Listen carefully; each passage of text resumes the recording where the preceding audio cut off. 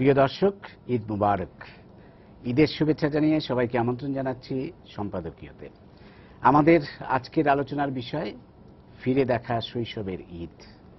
আর এ নিয়ে আমরা আমন্ত্রণ জানিয়েছি আমাদের দেশের তিনজন স্বনামধন্য সাংস্কৃতিক ব্যক্তিত্বকে, যাদের কাছ থেকে আমরা আজকে তাদের ছোটবেলার ঈদের গল্প শুনব। আমি পরিচয় করে দিচ্ছি। প্রথমেই রয়েছেন মোস্তফা জামান আব্বাসী, সঙ্গীত শিল্পী ও সঙ্গীত বিশেষজ্ঞ। রয়েছেন লায়লা হাসান, নৃত্যশিল্পী ও অভিনয় শিল্পী, এবং আবুল হায়াত, অভিনেতা ও নাট্যকার। প্রিয় দর্শক, আমরা আমাদের আড্ডায় আজকে সরাসরি চলে যাব। আমরা কিন্তু এই তিনজন প্রবীণের কাছ থেকে তাদের ছোটবেলার ঈদের কথা শুনব, এবং আজকে যে ঈদ পালিত হচ্ছে, আজকের ঈদের নিশ্চয়ই আজকে ঈদ যেভাবে আজকের ছেলেমেয়েরা যেভাবে পালন করছে, সেইটা নিশ্চয়ই অনেক অনেক পার্থক্য হয়ে গেছে আপনাদের ছোটবেলার ঈদের সাথে। সেই পার্থক্যগুলো কিন্তু আমরা শোনার চেষ্টা করব। তো আমি মোস্তফা জামান আব্বাসী, আপনাকে দিয়ে শুরু করতে চাই, একটু বলবেন। আমি অত্যন্ত আনন্দিত যে আজকের এই শুভ মুহূর্তে যখন সবার মনে ফুর্তি আনন্দের একটা জোয়ার বয়ে যাচ্ছে বলে ধারণা করি। যখনই চাঁদ ওঠে তখনই আমরা সেরকম থাকতে পারি না। তখন আমরা যারা কিছুটা বয়স হয়েছে, এখানে যারা যে কজন উপস্থিত আছি তার মধ্যে আমি হয়তো সবচেয়ে নবীনতম, মানে উল্টো দিক দিয়ে বলছি। তো সেই জন্য আমার যে ঈদগুলো সেটা কিভাবে কাটে, ওই যে আমার নাতি নাতনি, ওদেরকে তখন আমি অন্বেষণ করি। তারা আমার কাছে আসে এবং ওদের যখন দেখি নতুন জামা পরে আসছি, না না এটা পছন্দ হয়নি, না না নানি যেটা দিয়েছে তুমি একটা এখনই আমাকে নতুন, তখনই তাকে নিয়ে যেতে হবে আমার। তো এই যে ব্যাপারটা ঘটছে, তখন আমি চিন্তা করি যে আচ্ছা আমাদের সময় তাহলে কেমন ছিল। হ্যাঁ, আমাদের যে সময়ে আমার আব্বা, সবাই তাকে চেনে, নতুন করে পরিচয় দেওয়ার কোনো অবকাশ নেই। হ্যাঁ, তিনি অত্যন্ত মজার লোক ছিলেন, সেটা এই সুযোগে বলতেই পারি। এবং তিনিও চাইতেন যে তার ছেলেমেয়েরা ঈদে বেশ খুশি থাক, কিন্তু যে অ্যামাউন্ট, তার যে একটা লিমিটেড টাকা, সেখান থেকে তাকে একটা জিনিসই আমার জন্য আনতে হবে, একটা জামাই এবং কিংবা এক জোড়া জুতো, সেটাই আসবে।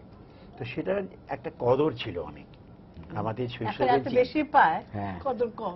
এটাই আমি বলতে চাচ্ছি যে কদর কমে না, সরি কেন, এটাই আমি তোমার কাছে শুনতে চাচ্ছি যে একটা জামা সেটা যেন ঈদের চাঁদের মতনই। আমি মনে আছে, আমার মনে আছে এই যে আজকে আমি একটা সবুজ পাঞ্জাবি পরে এসেছি, এটাও নিশ্চয়ই কেউ দিয়েছে। আমার ওই ভাস্তি আছে না, শীত কামাল, সে বলে চাচা, সে বড় মজার, সে বলে চাচা তোমাকে আমি খুব ভালোবাসি। আমি তার তো কোনো প্রমাণ পেলাম না। প্রমাণ আছে, তুমি তুমি এক্ষুনি তোমার নিচে দারোয়ান কাছে দেখো, আমি 5টা পাঞ্জাবি পাঠিয়েছি। she sent 5। এটা আমি এটা কিন্তু একটা মজা করছি যে ওটার সঙ্গে তুলনা করছি। তো নাশিদ আমাকে 5টা পাঞ্জাবি, তার মধ্যে এটা একটি যেটা পরে এসছি। এবং কাকতালীয় ভাবে আজকে লায়লা হাসান, তোমাকে কি বলে ডাকি আমি? রোজি বলে ডাকি ছোটবেলা থেকে, আমি ছোট দেখেছি, তার মানে আমি যথেষ্ট বড়। হ্যাঁ, এবং রোজির মাকেও আমার মনে পড়ছে এই সুযোগে। আচ্ছা, তো কাজী এই যে জামাটা, এই জামার সঙ্গে ঈদের আনন্দ মিশে আছে। তো আমরা তখন একটাই জামা পেতাম এবং সেই জামাটা আমরা বালিশের নিচে আবার সুন্দর করে, যাতে ওটার পাট না ভাঙে, কারণ ওটা তো 1-2 দিন ওটাতে চালাতে হবে। ওটা এমন না শুরু হয় যদি ভরে যায় একবার, তো ওটার ব্যবহার করা যাবে না।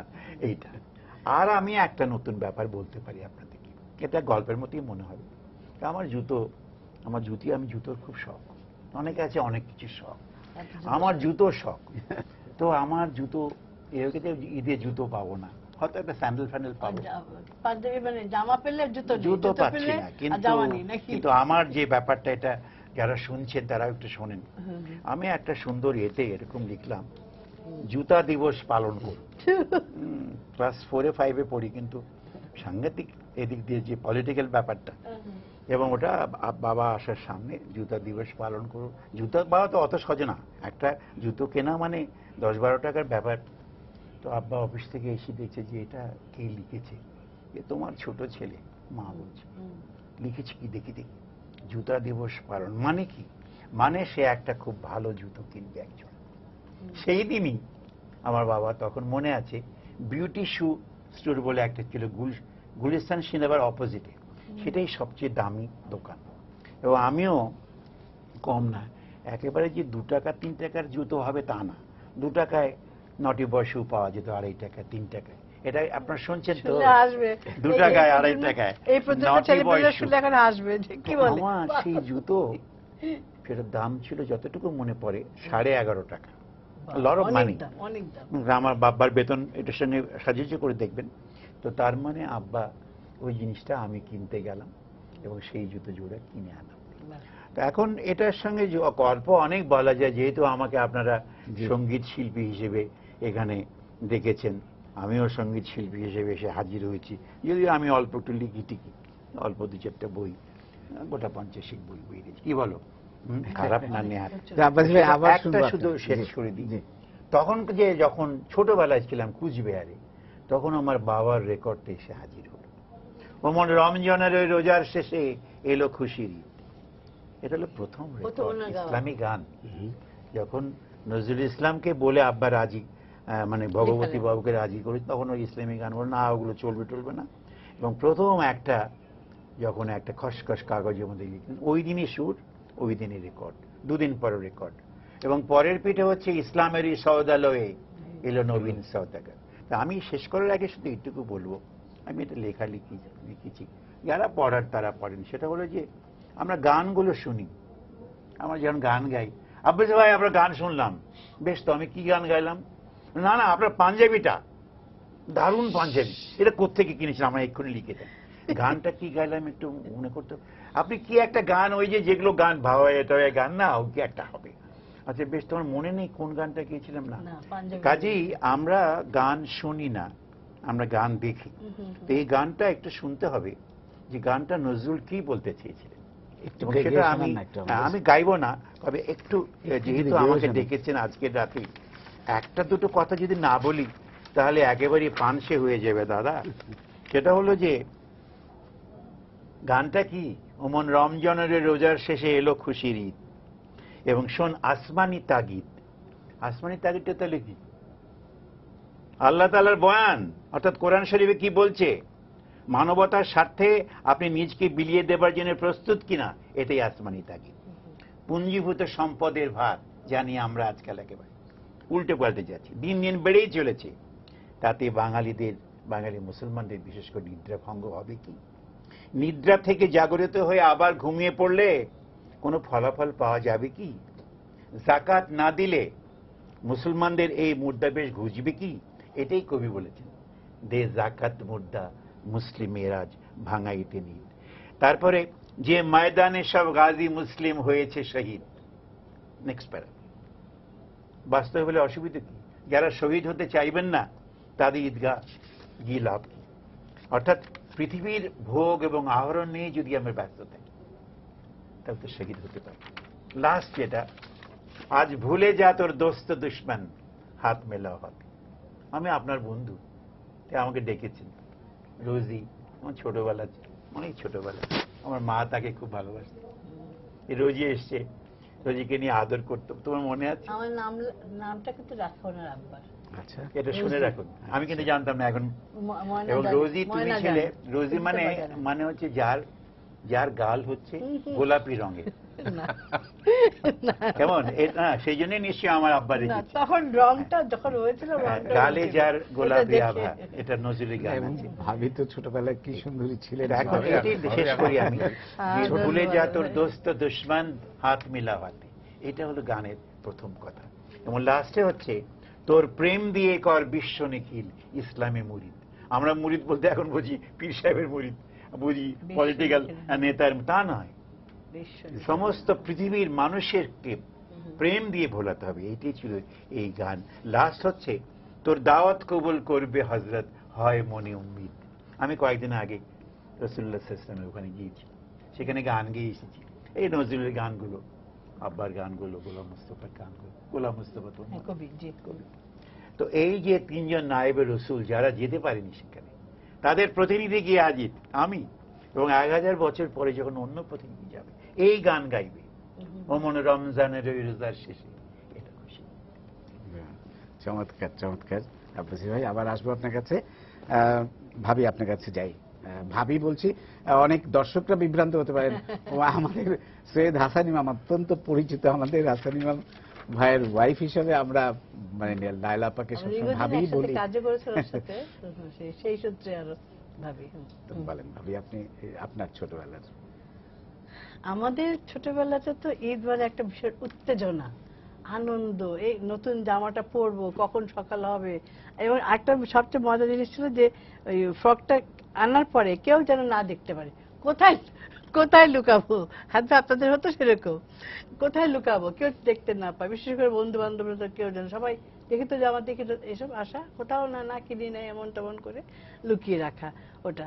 এবং সকালবেলায় কখন ভোর হবে, কখন ওটা পরবো।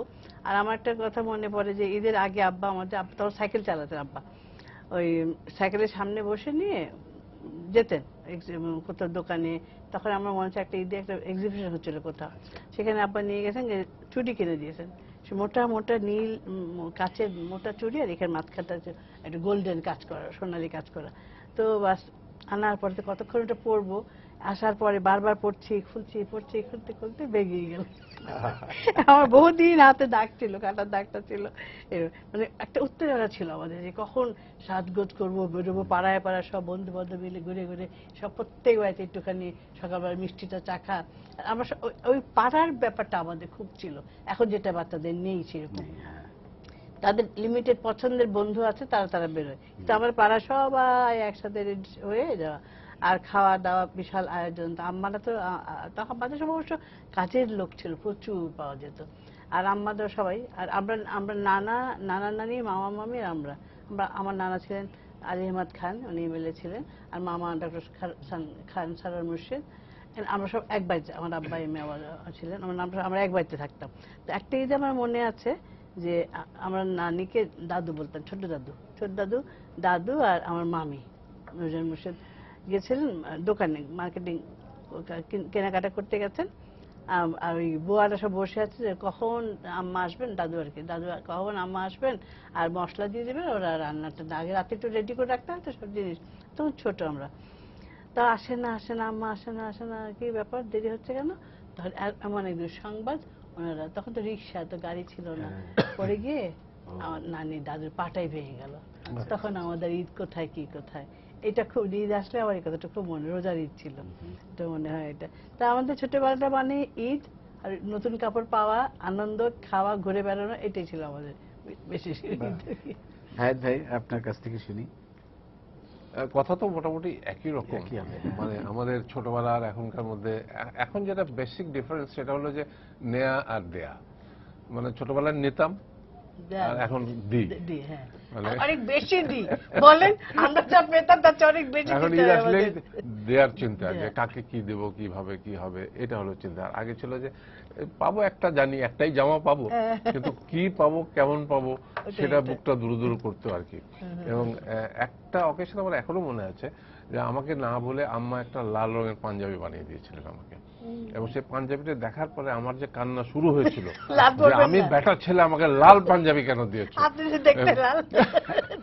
এবং সেই পাঞ্জাবি আমি পরিনি, আমার এখনো মনে পড়ে সেটা, যে আমি ছোটবেলায় সাদা আর অ্যাশ কালার, এই দুটো ছিল আমার সবচেয়ে প্রিয় কালার। আমি কোনো রঙিন কাপড় পরতাম, যত বয়স বাড়ছে এখন সব রঙিন কাপড়। এখন মেয়েরাও আমাকে প্রেজেন্ট করে সব লাল, হলুদ, ডিপ গ্রিন, নীল, এগুলো আর কি শকিং কালার যেটা। আচ্ছা, এখন এই শকিং কথাটাই এলো যখন, যে ছোটবেলায় আমার সবচেয়ে শকিং যে ব্যাপারটা ছিল সেটা হলো বন্ধু বান্ধব প্রায় অনেকেই ঈদের সময় দেশের বাড়ি বেড়াতে যেত, কিন্তু আমার কোনো দেশের বাড়ি ছিল না। আচ্ছা, এইটা ছিল আমার মন খারাপের 1 নম্বর জায়গা। কারণ তুমি বোধহয় জানো যে আমি পশ্চিমবঙ্গ থেকে এসেছি। আমরা পশ্চিমবঙ্গ থেকে যারা এই বঙ্গে এসেছিলাম তাদের মধ্যে আমার বাবাও 47 সালে এসেছিলেন। স্বাধীনতার 15 দিনের ভিতরে আমরা এখানে চলে এসেছিলাম, কারণ আমার বাবা এখানে চাকরি করতেন চট্টগ্রামে রেলওয়েতে। কিন্তু আসার পরে তো যাওয়া তো আর সহজ কথা না। তারপরে বোধহয় 10 বছর পরে একবার আমার বাবা গেছে, আমরা তো যাইনি কোনোদিন। কিন্তু সব বন্ধু দেখতাম ঈদ হলেই আমরা বাড়ি যাচ্ছি, দেশে যাচ্ছি, 1 মাসের জন্য যাচ্ছি, আমাদের কোনো যাওয়ার জায়গা নেই। আমার মনে আছে আমার মাকে বহুবার জিজ্ঞেস করেছে, সবাই দেশে বাড়ি যায়, আমরা যাই না কেন। এই কথাটা আমার এখনো খুব মনে পড়ে। পরে পরবর্তীতে যেটা হলো, বিয়ের পরে ঈদের সময় শ্বশুর বাড়ি যেতাম, ওইটা একটা দেশের বাড়ির মতো অবস্থা। এখন আমার মেয়েরা যখন ছোট ছিল তারা নানা বাড়ি যেত, আর এখন নাতি নাতনিরা তো তারা আর যায় না, এখন কেউ যায় না আর কেউ। এখন আর দেশের, হ্যাঁ এখন আর দেশের বাড়ি যাওয়ার মতো কিছু নাই। মানে এখন হয়েছে ঈদ ঢাকায় বসে করবে অথবা বিদেশ চলে যাবে, হয় ব্যাংকক যাবে, না হয় সিঙ্গাপুর যাবে, না হয় এই ব্যাপারটা একটা নতুন যোগ হয়েছে। হ্যাঁ নতুন বেড়ানোর সময়। আচ্ছা, তো আমাদের ছোটবেলায় যেটা আরেকটা ছিল যে ঈদই তো খুব একটা সিস্টেম ছিল না, কিন্তু তারপরে দুটো একটা বাড়ি ছিল যেখানে গেলে একটা আদুলি কিংবা একটা চাঁদের টাকা, এইটা একটা ঈদি। এটা কিন্তু খুব রেয়ার ছিল, কিন্তু সেরকম বিশেষ কয়েকটা বাড়ি ছিল এবং মুখিয়ে থাকতাম যে কখন ওই বাড়িটাতে যাব, যে একটা আধুনিক নিদেন পক্ষে পকেটে আসবেন, আর একটু ভালো কপাল হলে একটা চাঁদের টাকা আসবে আর কি। আর কার্ড একটা সিস্টেম হঠাৎ করে চালু হয়েছিল আমাদের ছোটবেলায়, মনে আছে, হাতে বানিয়ে আমরা কার্ড, ঈদ কার্ড হাতে বানিয়ে এটা সুন্দর করে একটা ছবি এঁকে, ছবি আঁকতে পারি না পারি বড় কথা না, ঈদ মোবারক লিখে, আবার তখন তো আরবিও লিখতে পারতাম আমরা, এখনো লিখি টুকটাক, যেভাবে পরিচিত। তো ওই ঈদ মোবারক আরবিতে লিখে নিচে বাংলাতে লিখে ছোট্ট কাগজ ভাঁজ করে রূপকথার গল্পের বইতে কেটে কেটে নিয়ে লাগিয়ে দিয়ে পেস্ট করে বাস ঈদ মোবারক। এখন তো যেমন ঈদ কার্ড ছাড়া তো আর ঈদ হয় না, আর এখন তো মেসেজের মধ্যে ইলেকট্রনিক কত রকমের কার্ড যে আছে তার কোনো হিসাব নেই। আচ্ছা, আরেকটা কথা যেটা বলতে চাচ্ছিলাম, যে সকালবেলা ঈদে মানে জামাতে যাওয়ার জন্য যে প্রস্তুতি, মানে আব্বার সাথে হাত ধরে জায়নামাজটা বগলে নিয়ে ঈদগাতে, আমাদের পোলো গ্রাউন্ড, আমরা চট্টগ্রামে থাকতাম, পোলো গ্রাউন্ড মাঠে বিরাট জামাত হতো, ওখানে যাওয়ার জন্য এই যে প্রস্তুতি, তারপরে আব্বা আবার একটু বেশ কি বলবো এসব ব্যাপারে খুব ইয়ে ছিল ওনার, আতর, বিশেষ আতর আব্বার কাছে থাকতো, সেটা নিয়ে আবার একটু তুলো দিয়ে কানে গুঁজে দিতেন, একটু গায়ে লাগিয়ে। তারপরে নামাজটা পড়ে, আমি অবশ্য এক ছেলে, 4 বোনের মধ্যে আমি এক ভাই, আমার একটু অন্যরকম আদর যত্ন হতো, আব্বা হাত ধরে নিয়ে যেতেন। তারপরে আসার পরে হাত ছেড়ে দিয়ে দৌড় এই বন্ধু বান্ধবের কাছে গিয়ে, যেটা এখন নাই আর কি, যে পাড়াতে প্রত্যেক বাড়ি যেতে হবে, কার বাড়িতে কি মিষ্টি রান্না হচ্ছে এটা খেতে হবে, ফিরনি কার কিরকম সুন্দর হচ্ছে, জর্দা কার কিরকম হয়েছে, সেমাই কার কিরকম হয়েছে, এটা খাওয়া দাওয়া করে। এটা ছিল একটা প্রধান কাজ, এবং সারাদিনই বাড়ির বাইরেই থাকা হতো ইনফ্যাক্ট। আমরা যখন বড় হলাম, আমি একটু বলি, তখন আমার একটা কমপ্লেন ছিল, যখন সংসার করি ছেলেপেলেরা বাইরে খাচ্ছে, আমি কেন কষ্ট করে রান্না করলাম, প্রথম পাতের বাড়িতে খাবে, তারপর যাও বাইরে, প্রথম খাওয়াটা বাইরে খেতে হবে, এটা আমরা ছেলেপেলে তাই করেছি, ঘুরে ঘুরে বেরিয়ে। হ্যাঁ, তো এইভাবেই ঈদটা হতো বেশিরভাগ। আর যেটা বললাম যে ঈদের গানের কথা যে বললেন আর কি, আমার মনে পড়ে আমি প্রথম কখন এই ওমন রমজানের রোজার শেষে শুনেছি মনে নেই, কিন্তু যখন থেকে শুনেছি তখন থেকে এই গান ছাড়া ঈদ, এটা আমরা ভাবতে পারি না। এটা হবেই, মানে এখন যেমন এত এত চ্যানেলের কারণে আমরা মানে এটা খুব বেশি পরিচিত হয়ে গেছে, কিন্তু আমাদের সময় এত তো শুনতে পেতাম না, বাড়িতে তো কলের গানও ছিল না, রেডিও ছিল না, কিন্তু আমরা ওই চায়ের দোকানে বসে এই গান শুনতাম। পাড়াতে একটা চায়ের দোকান ছিল, ওখানে বসে আমাদের দুটো কাজ হতো, ঈদের সময় গান শোনা, রোজার সময় গান শোনা, আর এই ক্রিকেট খেলা কমেন্ট্রি। ওই চায়ের দোকানে বসে চাচা এক আনা চা দেন, চাচা এই তোরা যা, আমার দোকানের লোক, চাচা আরেক কাপ চা দেন, এক আনা চা দিয়ে বসে বসে ক্রিকেট খেলা শুনতাম। তো ওখানে আমরা গান শুনতাম। আর আমি পরবর্তীতে বলি যে লিবিয়াতে ছিলাম 3 বছর, 79, 80, 81, ওখানে দেখতাম যে একটা অদ্ভুত ব্যাপার, যে সারা রোজা তারা উৎসব করে, সারাটা রোজা উৎসব করে। ইফতারটা হলো, হই হল্লা মাতামাতি, গাড়ি নিয়ে বেরিয়ে পড়লো, হর্ন দিতে শুরু করলো, এবং টেলিভিশনে যত হাসির অনুষ্ঠান, মস্করার অনুষ্ঠান সব চলতে থাকলো, এবং সেহরিটা হবে, সেহরিটা খেয়ে গোটা লিবিয়া ঘুমিয়ে পড়লো, এক্সেপ্ট দ্য ফরেনার্স। আমাদের ঠিক 7টায় অফিস যেতে হতো এবং সই করে কাজে যেতে হতো, আর ওরা ঠিক 7টায় অফিসে এসে কনফারেন্স রুমে এসি চালিয়ে দিয়ে ঘুমিয়ে পড়তো। ওই কাজ করতে হতো না, দিন হতো রাত, রাত হতো দিন। এটা ঈদের দিনটা ফানি লাগতো আমার কাছে, মনে হচ্ছে পুরো দেশ মৃত, নর্মাল একদম। নামাজ পড়ে ওই নর্মাল যেরকম গাড়ি নিয়ে একটু গেল, কেউ বেরিয়ে আসলো, কিন্তু কোনো বোঝার কোনো উপায় নেই। এটা একটা অদ্ভুত আমার দেখেছি। এবং আরো মজা যেটা এই সূত্রে বলি, যে 3 বছর আমি ঈদ করেছি ওখানে রোজাতে, এবং 3 বছরই ঈদটা মানে কনফিউজড ঈদ। কনফিউজড ঈদ কি, প্রথমবারে আমার মনে আছে রাত 10টার সময় ঘোষণা আসলো যে কালকে ঈদ হবে, দ্বিতীয়বারে রাত্রে 1টার সময় আমার মনে আছে যে ঘোষণা আসলো ঈদ হবে, এবং তৃতীয়বারে সকালে ঘুম থেকে ওঠার পরে ডিক্লারেশন হলো যে আজকে ঈদ হবে। আমাদের এখানে একবার হয়েছিল এইটা কিন্তু হ্যাঁ খুব ব্যাপার। আমরা সব রেডি ঈদ জানি, আগামীকাল ঈদ, ঈদ সব প্রায় রান্না অর্ধেক করে ফেলছি। আইয়ুব খানের আমলে এরকম হয়েছে, আমার মনে আছে। দিল না কালকে ঈদ না, আবার সেই জিনিসগুলো কি করি, একটা বিপদে পড়ে যেত ওই সময়টা। আমাদের তো চাঁদ দেখা নিয়ে একটু বিরাট পশ্চিম ব্যাপার। পাকিস্তান পূর্ব পাকিস্তানের একটা ঝামেলা ছিল যে এখানে চাঁদ দেখা যায়নি, পশ্চিম পাকিস্তানে দেখা গেছে, তাহলে সুতরাং করতে ঈদ হবে। হবে, হ্যাঁ, তো এরকম ডিক্লারেশন এবং অনেক এর বিরুদ্ধে অনেকেও আবার ঈদ করে নাই, সেরকম হয়েছে। তো এখনো তো মাঝে মধ্যে এরকম হয় এখানে। আব্বাসী ভাই, এখন আপনি যদি একটু মানে ওই দিকটা বলেন যে এখনকার যেভাবে ঈদ উদযাপন করে এখনকার এখন ছেলেমেয়েরা, সোসাইটি সেটার সাথে অনেক প্রোগ্রেস করেছে, অনেক দিক দিয়ে স্বীকার করতে হবে। দারিদ্র সীমা যেটা ছিল সেখান থেকে আমরা অনেক এগিয়ে এসেছি। আমি গ্রামে যাই, তো আমার মামা বাড়ি আছে। হায়াত ভাই বললেন যে তার বাড়ি নেই, আমারই একই অবস্থা। বলরামপুর গ্রাম স্মৃতিতে সেই গ্রামটা ভেসে ওঠে। এখন আমি যে বাংলাদেশের পতাকা উড়াই, এই যে আমার শার্ট, আমার পাঞ্জাবিটা বাংলাদেশের পতাকা মনে করে। মঞ্জু, তুমি মনে করো লায়লা, তোমারও একই। আমরা যেটা ওড়াচ্ছি তার পেছনে কি কি কাজ করছি, আমরা অনেকটা এগিয়েছি কিন্তু সোশ্যাল ওয়েতে। এবং সেটা এগোনোর ফলে যে দরিদ্র লোক কমে গেছে এটা সত্যি, কিন্তু যারা ওই ঈদগাহে বসে আছে, আপনি ঈদগাহের চিত্রটা বোঝার চেষ্টা করেন, যেখানে আমরা নামাজ পড়ি, দিন দিন বেড়েই চলেছে। অর্থাৎ যারা গরিব মানুষ, অন্ধ লাচার থেকে শুরু করে, অথচ এই 1000, 2000, 3000 লোককে প্রোভাইড করা, it is nothing for state. আমি এটা অনেক প্রবন্ধে বলেছি, এখন আমি একটু গভীরে যাচ্ছি। তো এটা একটা করা উচিত, জাকাতের ব্যাপারটা। আর যেটা আপনি বললেন যে প্রেজেন্ট স্টেট অফ অ্যাফেয়ার্স, যে টেলিভিশনে আমরা আমাদের ছবিটা দেখতে পাই। টেলিভিশনে আপনি খোলেন, ওই দেখবেন প্রত্যেক চ্যানেলে সব রান্না করছে ছেলেরা, মেয়েরা।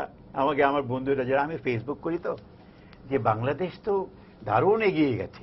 কেমন যে ওই যে বোম্বেতে একজন কি নাম, সঞ্জীব কাপুর নাকি, সে আগে সবাইকে রাঁধুনে বানিয়ে ছেড়েছে। এমনকি আমার নাতি, তার বয়স মোটে 8, সে বলে আমি বড় হলে সঞ্জীব কাপুর হবো, হব, রান্না করবো, তোমাদেরকে খাইয়ে। এবং এখনো সে রান্না করতে শেফ পারে। হবে। তো আমি যেটা বলতে চাচ্ছি যে রান্না একটা চারদিকে এসে গেছে। আপনি একটু আগে বলছিলেন যে আমরা ঘরকুনো ছিলাম। আমাদের পশ্চিমবাংলার আমাদের জন্ম, তো ওখানে আমাদের যারা পড়োশী ছিল, হিন্দুরা বিশেষ করে, ওরা শরৎকালে বেরোতেই হবে একদম। এবং ওটাতে যে 15 দিন 1 মাস ওরা বুচকা বুচকি নিয়ে সমস্ত ভারতবর্ষ ঘুরে বেড়ায়। তো যেহেতু আমার বাবা আব্বাসুদ্দিন, তিনি আমাদের ছোটবেলা থেকে ওই নিয়ে যেতেন। কিন্তু ঈদের ছুটিতে এখন লক্ষ্য করছি যে নিউ ফেনোমেনা, যে কক্সবাজারের থেকে আমার ফ্রেন্ডরা লিখেছে সব বুকড, তার মানে সব লোক কক্সবাজার যাবে। এবং বিভিন্ন জায়গায় যেখানে আমরা যাবো বলে ঠিক করেছিলাম, ইন্ডিয়া, ব্যাংকক তো কথাই নেই। বিশেষ করে যারা বড় লোক বলা উচিত আমাকে হয়তো, তুমিও তো বড় লোক। 90 মানে যাদের টাকা এত যে তারা এই টাকাটা কোথায় রাখবে। তো ব্যাংকক থেকে শুরু করে আমার কাছে আসে। আপনি কি বোঝাচ্ছেন, মানে দে আর্ন উইদাউট এফর্ট, ওইটা বলতে চাচ্ছেন? সেটা একটা। আরেকটা হচ্ছে যে ওয়েলথ হয়েছে আগের চেয়ে। যেমন ধরেন, you know the economics of it, value of land has gone up. যে ভ্যালু ছিল আপনার 1 লাখ টাকা, যে একটা ল্যান্ডের, সেটা হয়ে গেছে 1 কোটি। ওই টাকাটা তো ভ্যালু ওই পাচ্ছে। এখন ইন্ডিয়াতে যে ব্যাপারটা হচ্ছে যে ওরা ল্যান্ড পাচ্ছে না, এবং ওরা যারা, তারা বলছে আমরা ল্যান্ড দেবো না। মোদির গভর্নমেন্ট, তারা বলছে যে ল্যান্ড দাও, তাহলে আমরা বড় বড় ইন্ডাস্ট্রি নিয়ে আসবো। এখানেও তাই, যারা ল্যান্ডলেস ছিল কিংবা অল্প জমি ছিল, তারা এখন বহু টাকার মালিক। কাজেই তারপরে একটা কথা, যে লাউটা আগে 4 আনা ছিল, সেই লাউটা আমরা কিনছি 40 টাকা দিয়ে কিনছি, বেগুনের কেজি 100 টাকা। লেবু ধার দিতে পারি। তো এই ফেনোমেনা এটা যে economically we have gone up the ladder. সেটা দ্বিতীয় একেবারে পৃথিবীর মধ্যে একেবারে ওই রকম হয়েছে কিনা সেটা আমি জানি না, সেটা ইকোনমিস্টরা ভালো বলতে পারেন। হ্যাঁ, কিন্তু একটা জিনিস ভালো হয়েছে, সেটা হলো কি যে মানুষের যে অনৈক্যের ব্যাপারটা, সেটা নতুন যারা প্রজন্ম তারা বুঝতে পেরেছে। কি করে বুঝলাম? আপনি এটা কিভাবে স্টাডি করলেন? কেন আমার স্টাডি করার জায়গা তো আমার নাতি নাতনি, আমার বাইরে যাওয়ার দরকার আছে? আমার নাতি বলছে, না না তুমি যদি কিছু মনে না করো। না বাবা বলো তো কি, তুমি আমাকে যে শার্টটা কিনে দিলে, এরকম আমার আরো 2-3টে আছে, আমি এই দুটো দিয়ে দেব। এই যে ফিলিংসটা, এটা আমার মনে হয় আমাদের রেকগনাইজ করা এটা দরকার। কিন্তু মানে আসে পরিবার থেকে। হ্যাঁ, কিন্তু এটা আর আসছে। আরেকটি বাচ্চা দেখবেন যেগুলো জানবেই না, বুঝবেই না, বুঝতে চাইবেও না যে আমার অন্য একটা দিতে হবে। হ্যাঁ, আরেকটা মানে এই বিভাজনটা যে আছে, আর গরিব মানুষ যে আছে তার সাথে জানেও না, তার যে প্রয়োজন সেটা কিন্তু জানেও না, বোঝেও না। আর এটা কিন্তু পরিবার থেকে শেখা। তবে এখন বাচ্চারা অনেক সচেতন হচ্ছে। আর আবুল হায়াত সাহেব যেটা একটু আমাকে বললেন, উনি তো দারুণ লোক। আবুল হায়াত মানে নিশ্চয়ই আপনারা জানেন। আবুল হায়াত কথাটার মানে বলে দিন। আবুল হায়াত, আবু আল হায়াত, মানেটা বলে আবু দিন। মিন্স ফাদার, লাইফ মিন্স জীবন, জীবনের বাবা, জীবনের যিনি স্রষ্টা।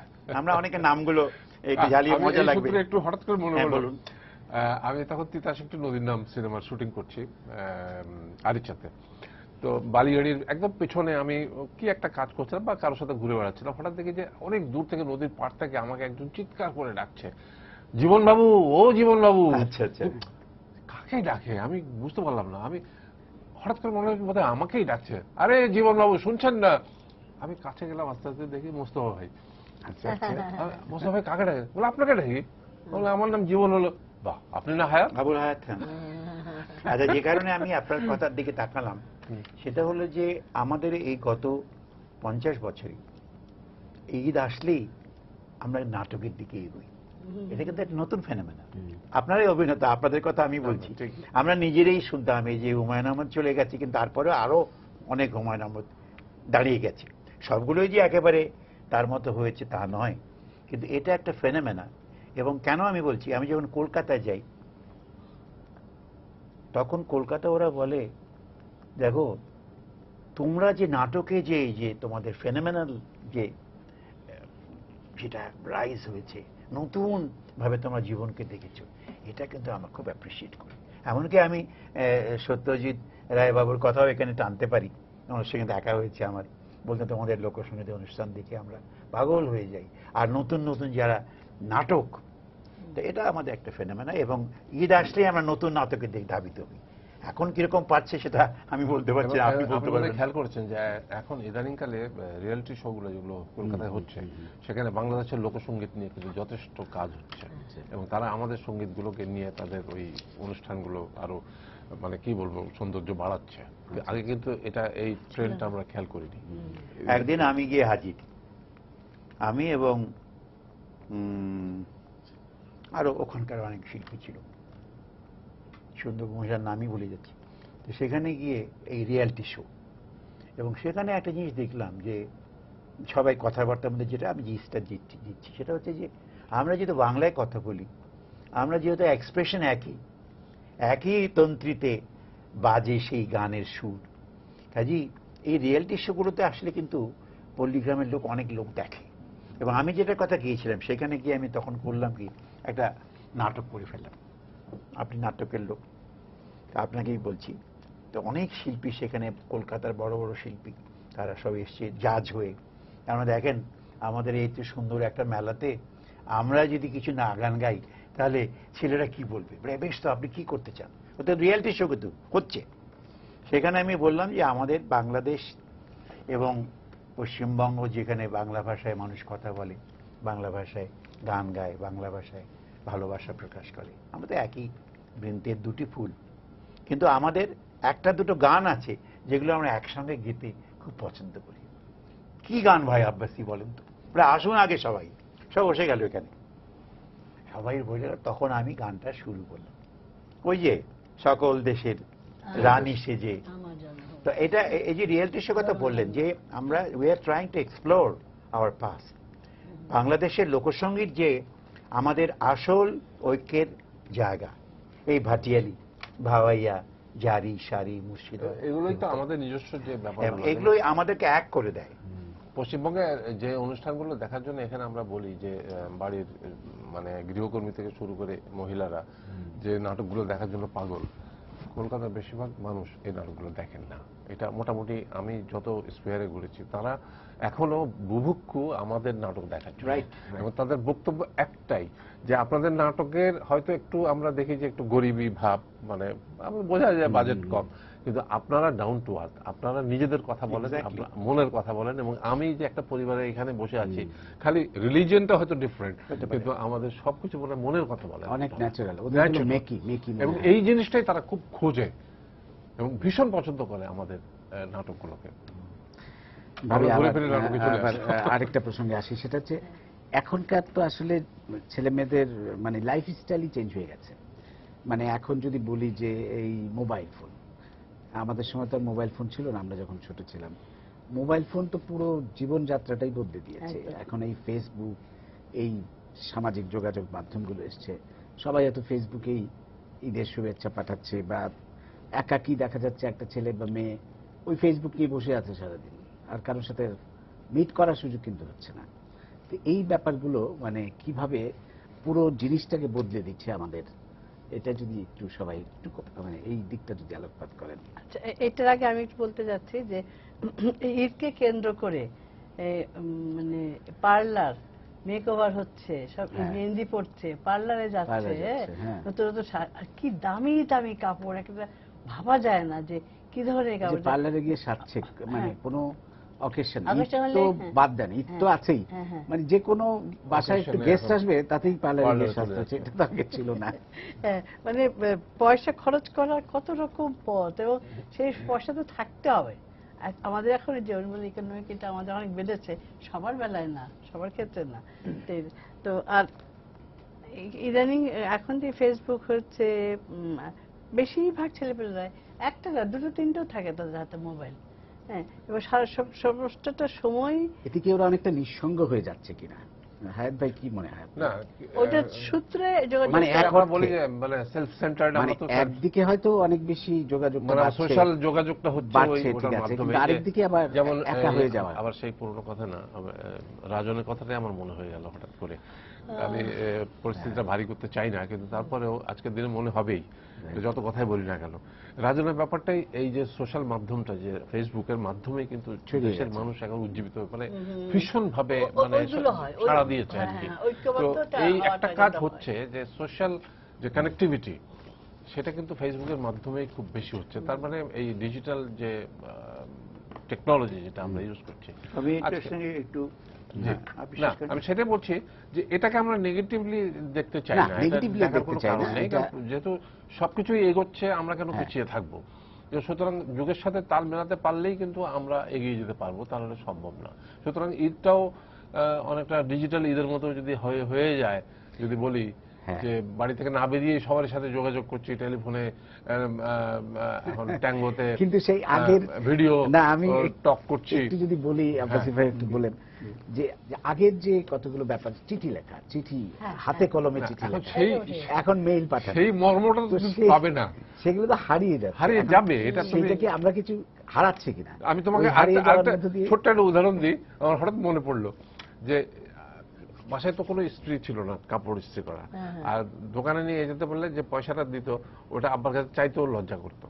তো ঈদের কাপড়টা যেটা এনে দেওয়া হতো, সেটা মনে হতো যেন, আমার মনে হতো যেটা ইস্ত্রি করা হয়নি, এটা পরবো, এটা ইস্ত্রি করে পরবো, এখন কি করব? তখন আমার এখনো মনে পড়ে সেইটা, যে কাঁসার বাটি, সে কাঁসার বাটিকে চুলোতে গরম করতাম, করে, হ্যাঁ, গরম করে কাপড় দিয়ে ধরে ওইটা ইস্ত্রি করতাম। তো সেই যুগ থেকে এখন ডিজিটাল যুগে এসে গেছে, কাপড়টা চট করে দিয়ে দিলাম, চট করে ইস্ত্রি হয়ে চলে আসলো, তারপর পরে ফেললাম, সবকিছু রেডি আছে, বাথরুম থেকে বেরোলাম, ইস্ত্রি করা কাপড় পরে ফেললাম। তো আমরা যেগুলো আলোচনা করলাম, তো ওই যে ইস্ত্রি করার মধ্যে যে আন্তরিকতা, যে ভালোবাসাটা ভেতর থেকে একটা ব্যাপারটা আসতো, নিজে করে- সেইটা তো- নিজেরটা নিজে করে নিজেরটা নিচ্ছে। নিজে করে সেটা নিচ্ছে তো- এইভাবে। তো সেই জিনিসগুলো তো আমাদের আলোচনা কমবেই। অত্যন্ত ফলপ্রসূ এবং সুন্দর, এবং তবে আমি মনে করি যে এগুলো আমাদের যে মধ্যবিত্ত চিন্তাধারা, কিংবা আমরা যেভাবে চিন্তাধারা আশ্রয় নিয়েছি সেইভাবেই চলছে, কিন্তু পৃথিবী অনেক এগিয়ে গেছে, সে পৃথিবীকে ধরতে হবে। হ্যাঁ, আমাকে আমরা আমার পিছিয়ে যেতে পারি ফ্রেন্ডরা, না, আপনি আমার কথা শুনে হচ্ছে- মজা পাবেন, এই যে একটা জিনিস আমার সামনে আছে, এই যে আপনার দৃষ্টি আকর্ষণ করছে মোবাইল, এটা সবচেয়ে ভার্সেটাইল মোবাইল। আমার 100 জন বন্ধুর মধ্যে 90 জন বন্ধু কিভাবে SMS করতে হয় জানে না। চিন্তা কর, আমি যেহেতু 78, কাজে আমার যারা ফ্রেন্ড তারা এই পর্যায়ে, তারা কিভাবে একটা লেটেস্ট ভাবে এখন পৃথিবীর সব সংবাদ আমার কাছে, ইভেন জাস্ট নাও 1 ঘন্টায় কি হয়েছে আমি সব জানতে পারছি। তো এখন এই যখন সিচুয়েশন তখন, এবং আমরা আসছি কিন্তু ঈদের আলোচনায়, যে ঈদটা মানে কি? ঈদ হচ্ছে 30 দিন রোজা রেখেছ, রাখিনি, Eid is useless for you. নামাজ পড়েছ, পড়িনি, ইউজলেস ফর ইউ। মানুষকে জাকাত দিয়েছ 2.5%, নাথিং। এদিকে আমার ফ্রেন্ড, আমি রোটারি গভর্নর ছিলাম, রোটারি যারা ফ্রেন্ড 500 জন রোটারিয়ান, তারা ব্রাজিলে গেছে একটা কনফারেন্সে। ব্রাজিলে যাওয়ার খরচ আমি পারিনি দিতে। তারা এক একজনে $25,000 করে ডলার দিয়েছে, ডোনেশন দিচ্ছে, এবং বেনিফ্যাক্টর বলে। এটা খারাপ না, এটা ক্রিটিসাইজ হিসেবে নিলে আমি খারাপ মনে করি, তাহলে আমি নিজেকে গুটিয়ে নিচ্ছি। তখন জিজ্ঞেস করবো যে এই ঈদের ব্যাপারটা 2.5% দিয়েছ, জাকাত দিয়েছ না? দেইনি। সাদকা দিয়েছ? দেইনি। তোমার বাড়িতে যে সমস্ত লোক কাজ করে তাদের কি বেশি বেশি দিয়েছ? দেইনি। তাহলে এই পুরো সিস্টেমটাই, এই যে আমার বাবা যেসব গান গেয়ে গেছেন, ওমন রমজানের রোজা শেষে এলো খুশি, হয় না, হবে না। জি আব্বাসী ভাই, আমরা শেষ পর্যায়ে চলে এসেছি। শেষ করতে চাই আপনার গলায় এই গানটি, ওমর রমজানের গানটি শুনতে। ওমন রমজানের ওই রোজার শেষে এলো খুশির ঈদ, ওমন রমজানের ওই রোজার শেষে এলো খুশির ঈদ, তুই আপনাকে আজ বিলিয়ে দেশন আসমানি তাগিদ, তুই আসমানি তাগিদ, ওমন রমজানের ওই রোজার শেষে এলো খুশির ঈদ। ঠিক আছে, জবাব নাই। চমৎকার, ধন্যবাদ আপনাদের সবাইকে। আশা করি চমৎকার একটা ঈদ, কালকে থেকে যে ঈদ শুরু হচ্ছে সে চমৎকার একটা ঈদ হবে আমাদের সবার। সব দর্শককে আবারও ঈদের শুভেচ্ছা জানিয়ে শেষ করছি আজকের সম্পাদকীয়। আগামীকাল আবারও দেখা হবে, দেখার আমন্ত্রণ রইল। শুভরাত্রি।